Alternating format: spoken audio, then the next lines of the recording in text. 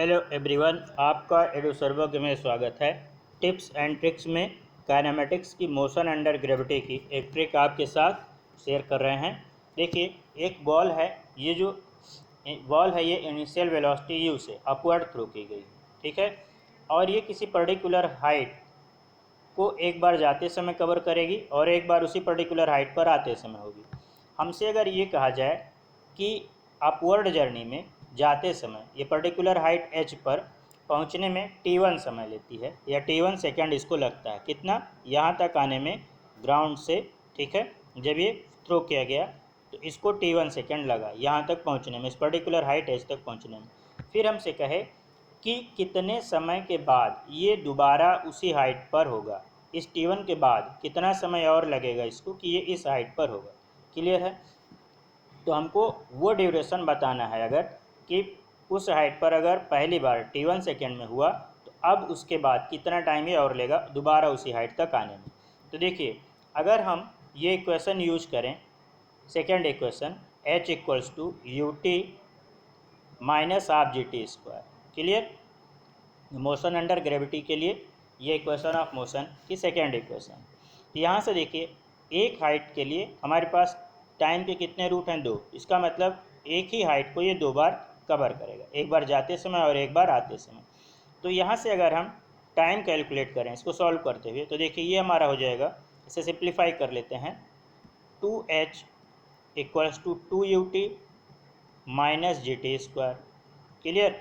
से ट्रांसफ़र कर लेते हैं, ये हो जाएगा हमारा g t square minus 2u t plus 2h equals to 0। अब ये हमारी क्वाड्रेटिक हो गई टी में, तो यहाँ से हम टाइम का रूट अगर कैलकुलेट करना चाहें तो टी हमारा कितना हो जाएगा, t equals to minus b मतलब माइनस ऑफ माइनस 2u, ये हो जाएगा 2u plus minus under root v square minus 4s a c. तो बी स्क्वायर मतलब माइनस 2u का होल स्क्वायर मतलब 4u स्क्वायर माइनस 4ac, ए मतलब g, c मतलब 2h, तो 4g इंटू 2h मतलब 8gh, तो 4u स्क्वायर माइनस 8gh ये हो गया। क्लियर? अपॉन 2a, तो 2a मतलब 2g।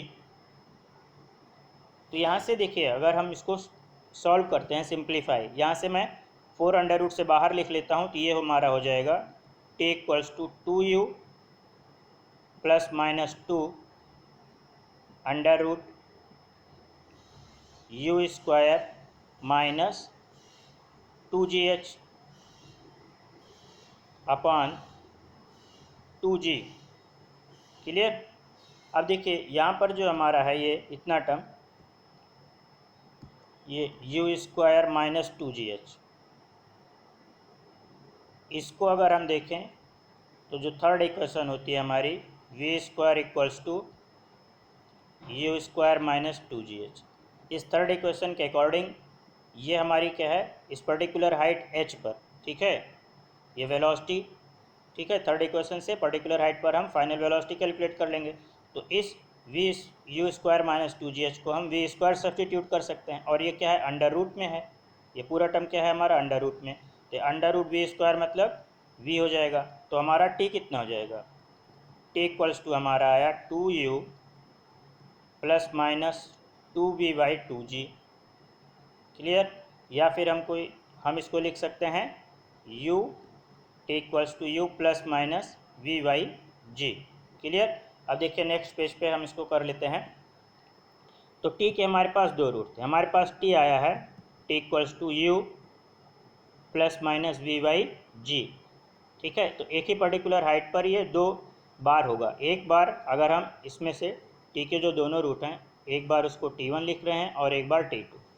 क्लियर? तो सिंपल सी बात है, जाते समय हमें t1 कम लगेगा तो t1 को हम क्या लिखेंगे, तो t1 इक्वल्स टू यहाँ से हो जाएगा u माइनस v/g, और t2 वापस आते समय होगा तो t2 t1 से ज़्यादा होगा, तो t2 क्या हो जाएगा हमारा, t2 equals to u plus v/g। Clear? तो उसी पर्टिकुलर हाइट पर एक बार अपवर्ड जर्नी में और एक बार डाउनवर्ड जर्नी में हमारा ऑब्जेक्ट एक बार t1 equals to u minus v Y g time पर, और एक बार t2 equals to u plus v Y g time पर होगा।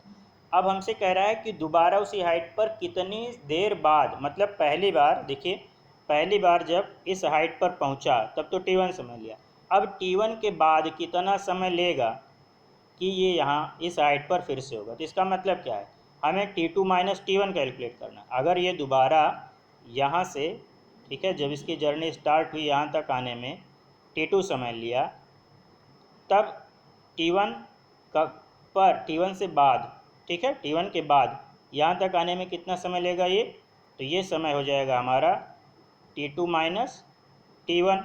क्लियर। तो अब हमको यही t2 माइनस टी1 बताना है। तो अब t2 माइनस टी1 बताने के लिए क्या करेंगे, देखिए ये हो जाएगा t2 minus T one equals to u plus v Y g minus of u minus v Y g. इसको सॉल्व कर लेंगे तो हमको मिल जाएगा t2 minus T one equals to 2v y g. इसका मतलब है एक बार, पहली बार अगर उस हाइट पर जाने में उसे t1 समय लगा तो उसके बाद वो 2v बाई जी टाइम और लेगा दोबारा उसी हाइट तक आने में। क्लियर। और ये v क्या है, उस पर्टिकुलर हाइट पर, ठीक है, उसकी वेलोसिटी है t1 समय में। v इक्वल्स टू हम क्या लिख सकते हैं यहाँ पर, v equals to u minus g t1। Clear. और ये t1 आपको दिया गया होगा, तो यहाँ से हम v कैलकुलेट कर लेंगे और हम ये आसानी के साथ बता पाएंगे कि कितने समय बाद दोबारा उसी हाइट पर होगा। एक छोटा सा आंसर है उसका 2v बाई जी पर। ठीक है, चलिए एक एग्जांपल से हम इसको समझ लेते हैं। देखिए, इससे मान लीजिए कोई एक ऑब्जेक्ट है, वो upward u equals to 20 meter पर सेकेंड से थ्रो किया गया। ठीक है, ये हमारी वेलोसिटी अपवर्ड है। अब हमसे कह रहा है कि ये कोई एक पर्टिकुलर हाइट है जिसको ये t इक्वल्स टू कितने सेकंड पे कवर करता है, 1 सेकंड पे कवर करता है।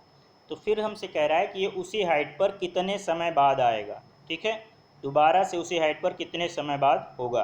तो यहाँ से देखिए हमको क्या करना है, सिंपल हम ये जानते हैं कि दोबारा उसी हाइट तक आने में अगर मान लीजिए डेल्टा टी टाइम का गैप लगता है, ठीक है, इस t2 माइनस टी1 को डेल्टा टी अगर लिख लें तो डेल्टा टी इक्वल्स टू हमारा कितना होता है 2v बाई जी। क्लियर। और v इक्वल्स टू क्या, u माइनस जी टी से, तो u माइनस जी हम 10 लेंगे, u हमारा 20 है।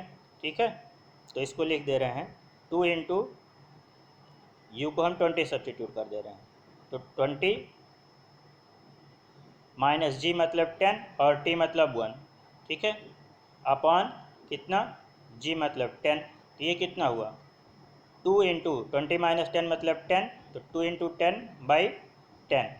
तो मतलब फिर से ये कितने समय बाद उसी हाइट पर होगा, डेल्टा टी इक्वल्स टू कितना आया 2 सेकेंड के बाद।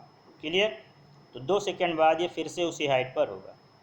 ठीक है, अगर हमसे ये कहे कि ग्राउंड से जब जर्नी स्टार्ट किया था तब से कितना समय लगेगा उस हाइट पर आने में, तो t2 इक्वल्स टू हो जाएगा t1 प्लस डेल्टा टी। ठीक है, तो जितने समय बाद यहाँ पर लग रहा है। ठीक है, तो ये हो जाएगा हमारा कितने समय बाद, ग्राउंड से अगर हम इसको देख रहे हैं तो स्टार्टिंग से, तो 2 प्लस 1। ठीक है, तो 1 प्लस 2 ये हो गया हमारा 3 सेकेंड। क्लियर।